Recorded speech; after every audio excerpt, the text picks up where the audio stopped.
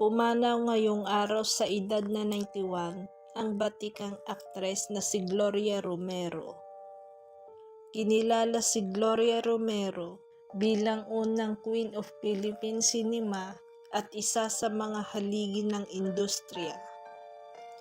Ibinahagi ni Lovely Rivero sa Facebook ang balita ng pagpanaw ng aktres at nagpaabot ng pakikirami sa pamilya nito. Hinangaan si Gloria Romero sa mga pelikula tulad ng Dalagang Ilocana at Tanging Yaman na nagbigay sa kanya ng parangal. Pumanaw na ngayong araw ang batikang aktres at kinilalang unang Queen of Philippine Cinema na si Miss Gloria Romero sa edad na 91.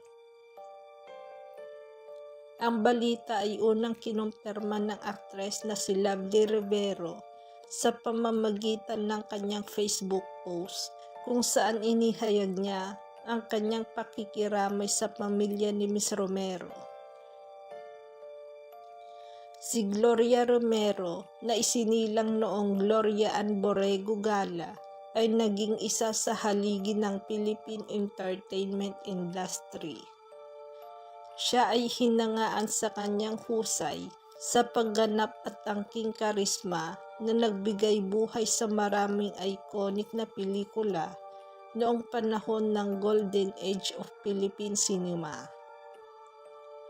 Unang sumikat si Romero noong dekada 50 at 60 sa mga pelikula tulad ng Dalagang Ilocana kung saan siya nanalo ng Best Actress sa FAMAS noong 1955 at Tanging Yaman na nagbigay sa kanya ng Best Actress Award sa Metro Manila Film Festival noong taong 2000.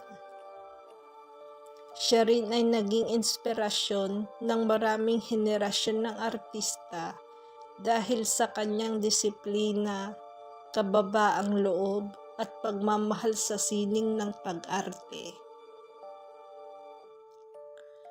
Samantala, nagpaabot ng pakikiramay ang mga kasamahan sa industriya, fans at mga kaibigan ng aktres sa social media. Ayon sa kanila, si Gloria Romero ay hindi lamang isang reyna sa pelikula, kundi isang tunay na huwaran ng kabutihan at profesionalismo.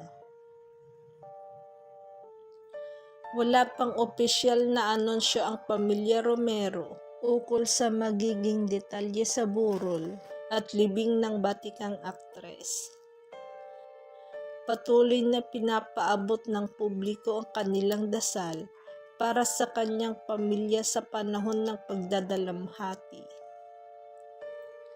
Paalam sa isang tunay na reyna, Miss Gloria Romero. Ang inyong ningning ay mananatiling inspirasyon sa mga susunod na salinlahi.